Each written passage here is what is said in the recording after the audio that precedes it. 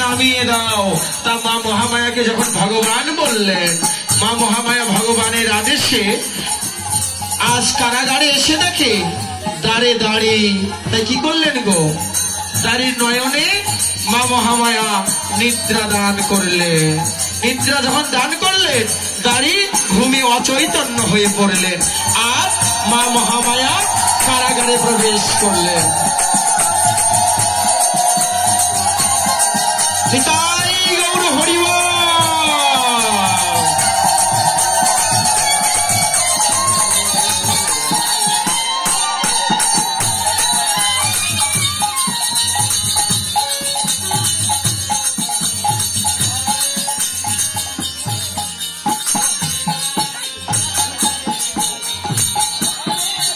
আজ মহামায়া এসে আজ ভক্তের বোঝা নামিয়ে দিচ্ছে।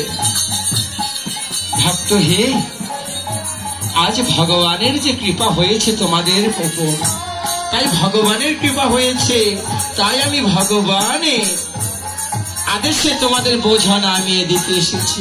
তাই 80 মণ পাথর মা মহামায়া এক অঙ্গুল দিয়ে আজ 80 মণ পাথর নামিয়ে দিল।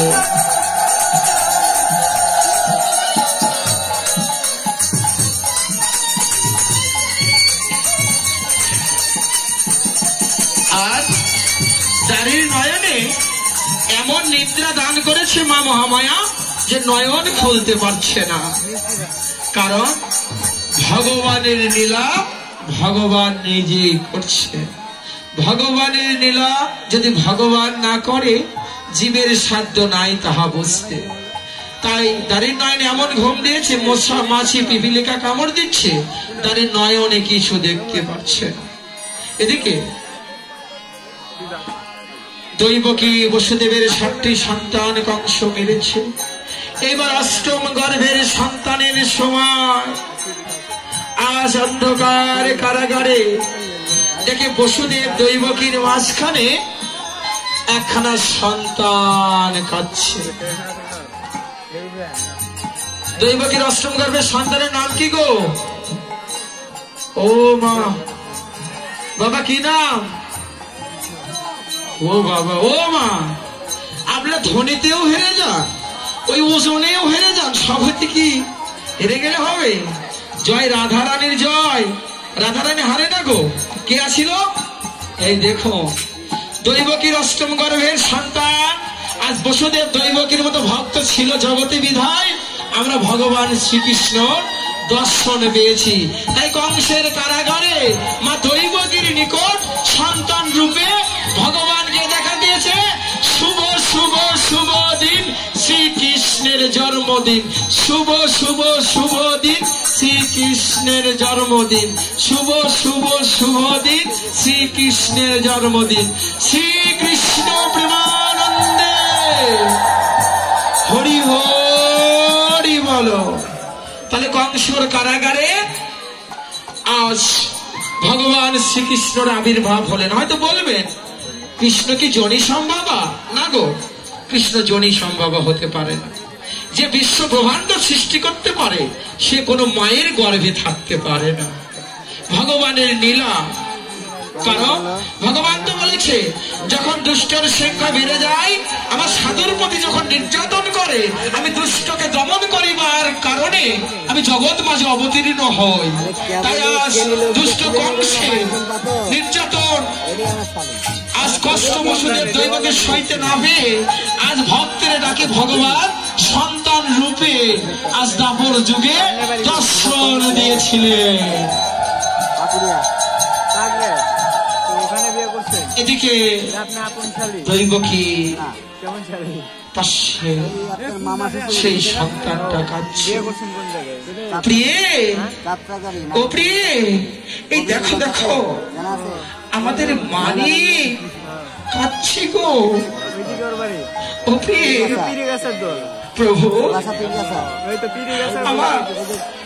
আমার সন্তান হয়েছে। মানে কথা বলতেছে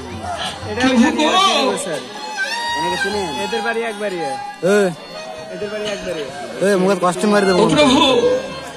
একবারই এই তো আমার মানিক, আমার মানিককে তুমি বাঁচাও প্রভু। দস্যু কংস এক এক করে 7টি সন্তানকে মেরেছে, এবার অষ্টম গর্ভের সন্তানকে বাঁচতে দিবে না। তাই সেই অষ্টম সন্তানকে বসুদেবকে দিয়ে বললেন, প্রভু আমার মানিককে তুমি বাঁচাও প্রভু। দেখো কোনো পথ আছে কি না, যে পথে আমার মানিককে বাঁচানো যায়। তুমি দাও প্রিয়, আমার মানিককে আমার হাতে দাও। তাই তার অষ্টম গর্ভের মানিককে নিয়ে বক্ষে জড়িয়ে এনে বসুদেব ভাবলেন, দেখি আমি কারাগার হইতে পালাতে পারি কিনা। তাই অন্ধকার কারাগার, কারাগারে কোনো দরজা, কোনো লাইটের ব্যবস্থা ছিল না। তাই অন্ধকার কারাগারে বসুদেব হাতিয়ে হাতিয়ে দেখছে আমি পালানোর কোনো জায়গা পাই কিনা। হাতিয়ে হাতিয়ে যখন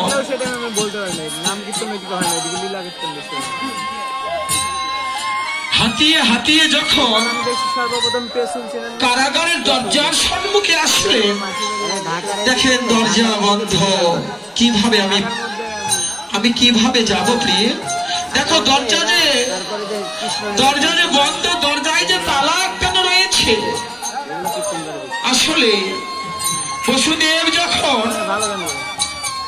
আজ মধুমাখা কৃষ্ণ নাম বদনে বলে দরজায় যেমনি ভাবে হাত লাগিয়ে দিলেন, আজ কৃষ্ণ নামের কৃপার বলে দরজা আপন আপনেই খুলে গেল।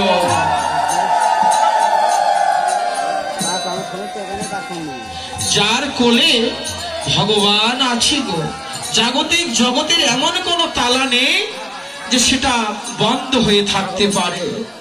তাই ভগবানের নাম নিয়ে বসুদেব যখন দরজায় হাত দিলেন, দরজা আপন আপন খুলে গেল। যেই মাত্র বসুদেব কারাগার হইতে বের হয়ে গেলেন, আবার যেমন বন্ধ দরজা তেমন বন্ধ হয়ে গেল। এদিকে দাঁড়িয়ে বিভরে ঘুমাতে আছে, দুর্নয়নে কিছু দেখতে পাচ্ছে না। মা মহামায়া এমন কৃপা করেছে, এমন নিদ্রা দান করেছে যে নয়ন খুলে দেখতে পাচ্ছে না। আমি ঘুম, এত ঘুম আমার।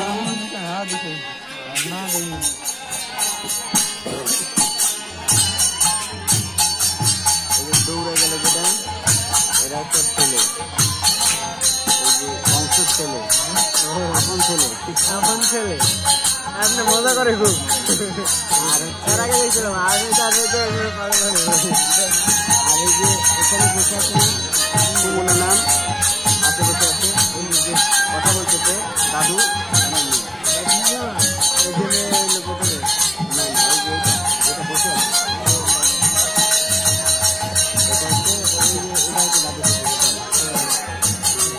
তাই বসুদেব কারাগার থেকে পালিয়ে যখন গেলে এই পাশে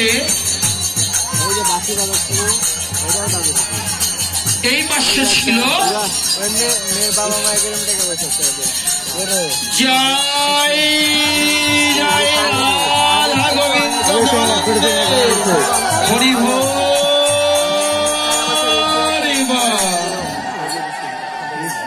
আজ তার সন্তানকে মস্তকে নিয়েছে। আর কংসের রাজ্য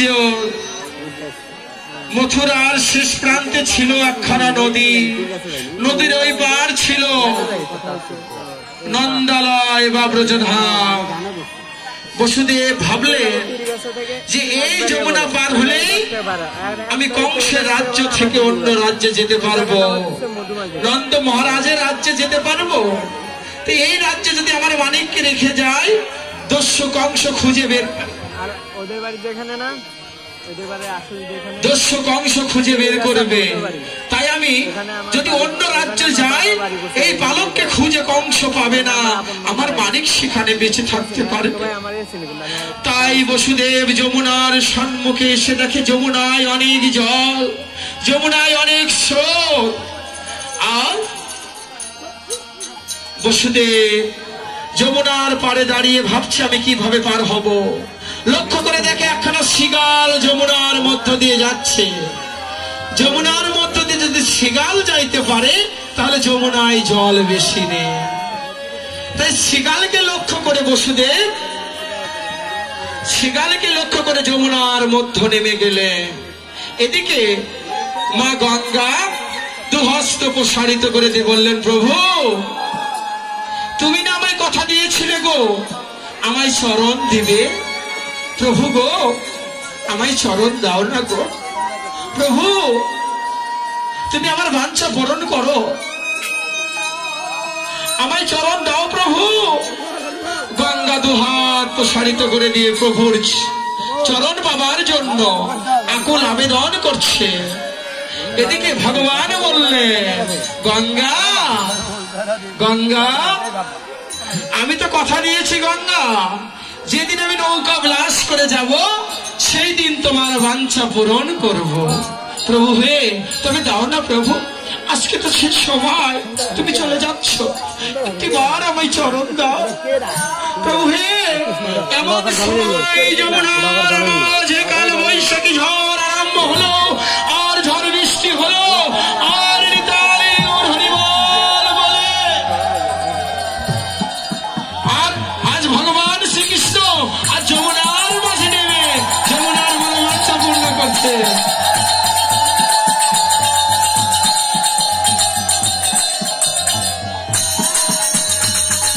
টাইম যাবো তো কত বাজে টাইম? নিতাই ওর সীতারাম হরিবল।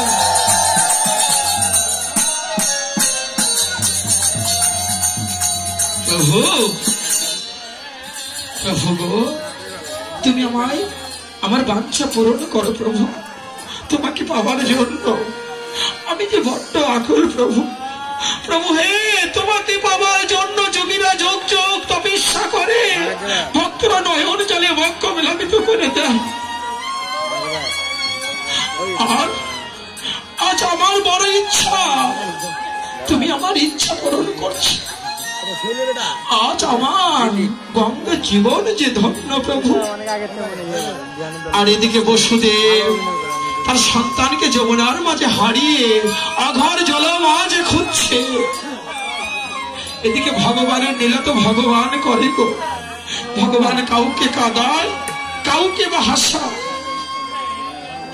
আজ এক ভক্তের মনোবাঞ্ছা পূর্ণ করছে, আর এক ভক্তকে কাঁদাচ্ছে। ভগবানকে বলছে, প্রভু হে তোমার নাম না বাচ্চা কল্প, তুমি না ভক্তের বাচ্চা পূরণ করো। গোবিন্দ তোমার শরণ দিয়ে আমাদেরকে